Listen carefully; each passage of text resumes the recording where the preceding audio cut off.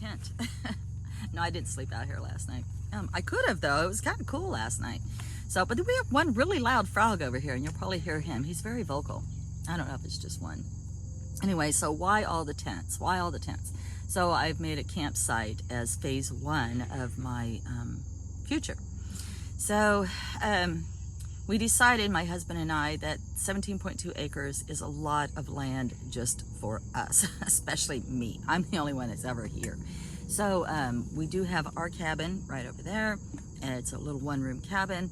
And then my oldest daughter has a cabin right across the pond. They're over there sleeping right now. And we just have all this raw nature beauty that we want to share. So 2 generations back, my grandfather, he wanted to buy a big farm in Virginia, and he wanted it to be multi-generational. He wanted his entire family to live on this farm and help raise the crops and take care of each other. So he went deeper into the mine in Joplin to earn more money, and a 20-ton slab fell on him and instantly killed him at 33 years old. That left my father with no dad at the age of 7. So that dream sort of went into my dad. My dad absorbed that dream. So when my dad got older, he bought 30 acres, and he wanted it to be multi-generational. And there were 9 of us kids. And my youngest brother got very, very sick with leukemia at 15. This was back in the 70s. There, was very little hope at that time. And so my little brother at 15 passed away. And it sort of took the wind out of my dad's sails. And so my dad sort of just kind of gave up on the dream.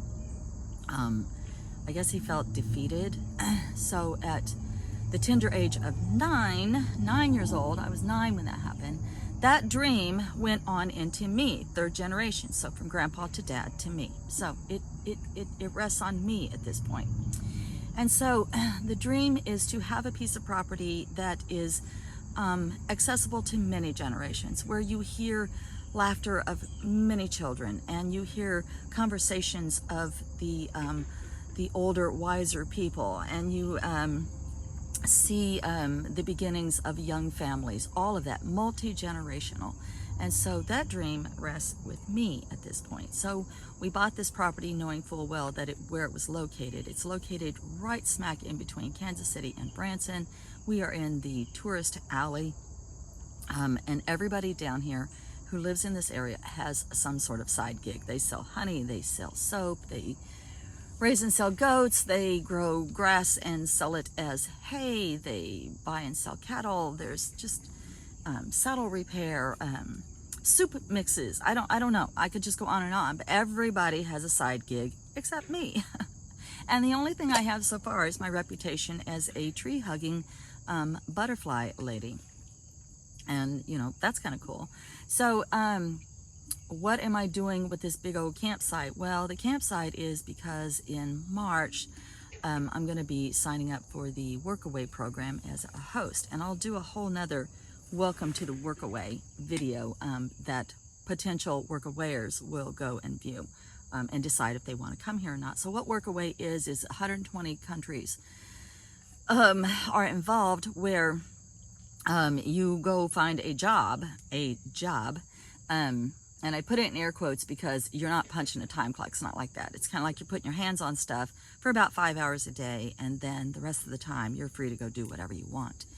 And it's a way to travel and see the world and experience different cultures in different areas. So everybody gets reviewed, the hosts get reviewed, the Workawayers get reviewed, and then you, of course, FaceTime with them before they ever come to your place, and you see if you all are going to click or not. And so I'll definitely want tent enthusiasts, people who want to be in the woods, people who want to explore the little hidden gems of the Ozarks, and go to learn some of the places that are not known by the tourists. They're more local. So that we have some really, really cool stuff around here, some caves and some moss preserves where you can do drone footage and fly kites. There's just all this kayaking that goes on around here, fishing, all of this. So there's a lot to do. And then we plan on putting in a little projector for the Workawayers to watch movies, s'more station, the fully functioning kitchen, which food is provided, laundry is done, all of this stuff. Showers, there's shower just right up the road. I have all these vouchers for showers. And so, like I said, though, I'll go more into the workaways when I'm ready to do the workaway welcome video. So what is the dream? So the dream is to create a place that is invitational to people of all generations. And so a long time ago, I told you all that watch my channel that we were going to put in a trail and some sort of a store. So the trail is going to start at literally at one end of the property. It's in a pie shape, so it's starting at the far point of the property and will meander all the way through to almost to the center, and we're going to build a little chapel there, non-denominational chapel, and it is for everyone. It is like I said, it's non-denominational. It's not attached to any particular religion, and is, in fact, for me, since I am not religious, I am spiritual, it will just be a sacred space, a spiritual space. But it is for everybody. And I want to see really creative people build this thing. It's going to be so cool. So it's not going to be real big. It's just like my cabin. It's just going to be one simple room with a place to go into and quietly reflect or whatever.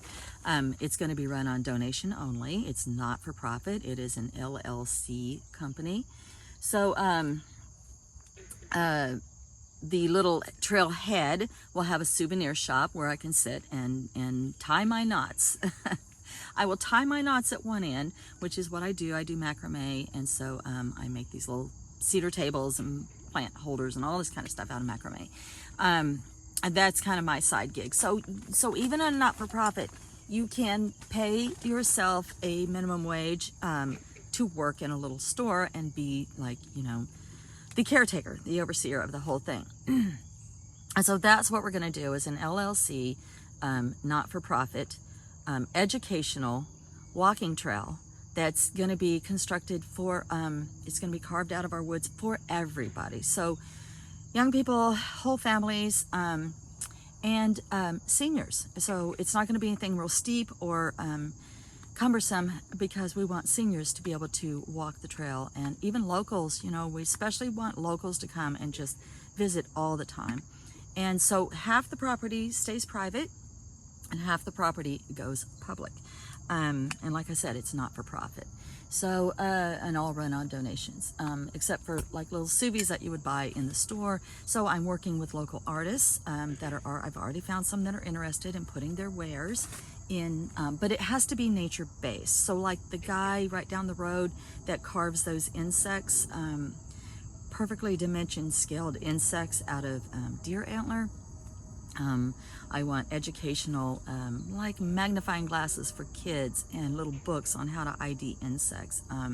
Paint a rock, leave a rock on our trail, you know, just anything nature-based. And so my daughter wants to put in junk journals that are nature-based. Just anything that is completely, totally nature-based, but a very small space. So, another friend of mine is interested in adding some rocks up there so that other people can see faces in the rocks like he does, and they can look into the rocks and see whatever it is that they see. So it's, you know, it's just a way to get out of the car on your way down to Branson, stretch your legs, let the kids stretch their legs, and it doesn't cost anything. So there will be a donation, locked donation box inside the chapel itself. So at the chapel, what is there going to be? Well, when you get to the end of the trail, the chapel, just basically just one room, no electric, just a phone charging station run off of solar. And there will be checkerboards, so you can play checkers. Kind of fun because I make those checkerboards myself out of cedar. It's so cool. I just have so much cedar around me that, you know, had fallen down. So I'm not killing my cedar trees. They had just fallen down and offered themselves. So why not make stuff out of them, right? And horseshoe pit. There'll be a horseshoe pit up there. And then they're going to clear a big, huge spot so that I can put in a phenomenal pollinator butterfly garden right in front of the chapel, not too far from it. And we're going to put one of those big picture frames up there so you can take your selfies with the butterflies through May and June. That part really, really touches my soul. Eventually, we're going to invite small wedding parties, and I already got ordained. so that anybody can get married here with a small wedding party. We won't have that big of a parking space. So the end of our property is in a point, and we're clearing those trees. And then that big, huge building that's up there, that's 80 years old. It's nothing now except wood and tin, and it's all very weathered and got this gorgeous patina to it. I'll take you guys up there at some point and show you that beautiful, beautiful wood. We're going to have them disassemble the building. We're going to take the stuff up to the center of the woods. We're going to make a very small trailhead suvi shop and the chapel. And so the materials are already here. It's all here. And it's beautiful weathered wood that is so gorgeous. There's so many people ask me if I want to sell my wood, and I said, no, I want it for something special. So this is very, very special. So that's what the campsite is for the workawares, and that's what our future is here. And so third generation, finally, I think I will get to see the multi-generational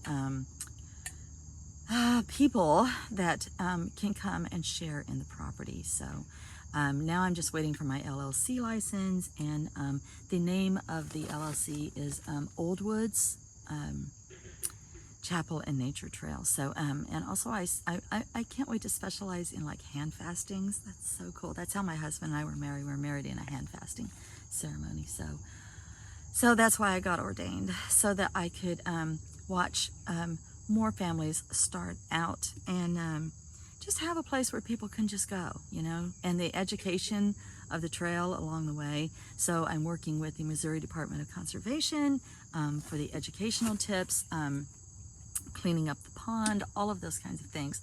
So I just feel like I have the full support of my community. I've talked to all the businesses around here. I've gotten advice. I've listened to their sage advice.